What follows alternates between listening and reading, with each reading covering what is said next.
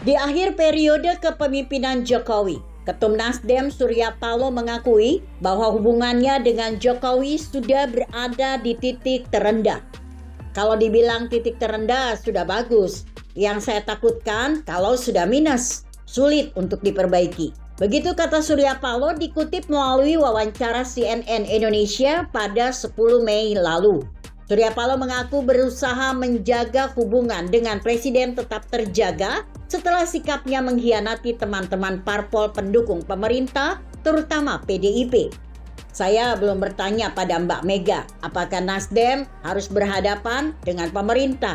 Belum tentu jawaban Mbak Mega sepakat menyingkirkan Nasdem, terang Surya Paloh. Ia merasa yakin meski hubungan dirinya dengan Presiden Jokowi berada di titik terendah, namun hubungan dengan PDIP masih berjalan baik. Surya Paloh menilai stabilitas yang kini terjaga dengan baik juga merupakan andil Nasdem. Kita ingin stabilitas yang sudah baik tetap terjaga. Ujarnya terkesan sebuah ancaman. Di sisi lain, setelah Sekjen Joni Plate digelandang oleh Kejaksaan Agung, Surya Paloh diduga memberi instruksi kepada Anies Baswedan untuk menyerang pemerintah. Perubahan narasi Anies pasca Sekjen Nasdem Joni Plate ditangkap Kejaksaan begitu jelas. Dalam sepekan, Anies tampil lebih tajam dan berani umbar narasi negatif meski tanpa data yang akurat. Pakar politik Universitas Pendidikan Indonesia (UPI), Profesor Karim Suryadi, melihat serangan Anies pada pemerintah sebagai calon presiden koalisi perubahan semata unjuk antitesa Jokowi. Sekarang mulai dilakukan setelah Sekjen Nasdem ditangkap Kejaksaan. Apakah ada instruksi untuk melakukannya? Saya tidak tahu.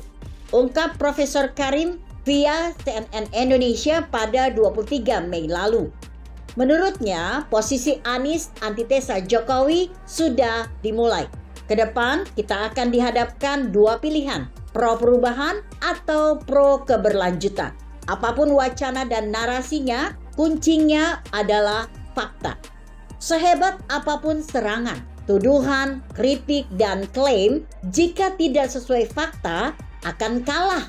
Karena yang merasakan fakta adalah rakyat, ungkap Profesor Karim.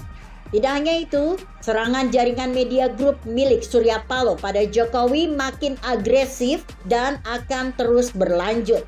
Hal tersebut diungkap politisi senior Zulfan Lindan pada podcast Kompas TV pada 15 Juni lalu. Jokowi akan terus diserang media grup milik Surya Paloh meski tak lagi menjabat. Elit Nasdem akan terus lawan Jokowi, terang Zulfan. Sikap media grup serang Jokowi, kata Zulfan, dapat dibuktikan di mana ada satu program editorial malam yang isinya serang pemerintah Jokowi yang dilakukan secara vulgar oleh petinggi media grup. Zulfan memprediksi serangan makin agresif jika sosok pilihan Jokowi menang dalam Pilpres 2024. Lalu Nasdem jadi oposisi.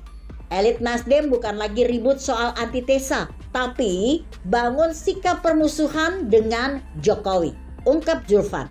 Bahkan lebih keras lagi, Surya Paloh dinilai publik bermuka badak atau tak punya malu. Meski tak dianggap parpol pendukung pemerintah, menteri asal Nasdem ini tetap bertahan di kabinet. Muka badak Ketum Nasdem Surya Paloh begitu jelas, menterinya bertahan. Padahal sinyal tak suka sudah jelas. Tak diundang pertemuan parpol 2 Mei lalu di istana. Surya Paloh justru bertahan di kabinet tanpa rasa malu dengan dalih, apakah setelah Jokowi tidak menjabat artinya tidak membutuhkan Nasdem, ujarnya naif. Surya Paloh paham pengusiran secara halus dilakukan koalisi pendukung pemerintah, namun dia tetap bertahan. Bagi Surya Paloh, sikap parpol koalisi pendukung pemerintah adalah wajar pada Nasdem. Tapi hal tak wajar jika Nasdem justru tidak keluar dari kabinet dengan tetap menjadi pecundang. Ia sangat yakin bahwa sikapnya benar. Presiden masih membutuhkan Nasdem, bukan saja saat Presiden masih menjabat, tapi pasca tak berkuasa. Tegasnya tanpa rasa malu. Begitu kira-kira. Artikel ini disadur dari katalogika.com. Bagaimana menurut Anda? Jika Anda berpendapat lain, tuliskan komentar Anda di bawah ini. Saya Emma Karisma 90.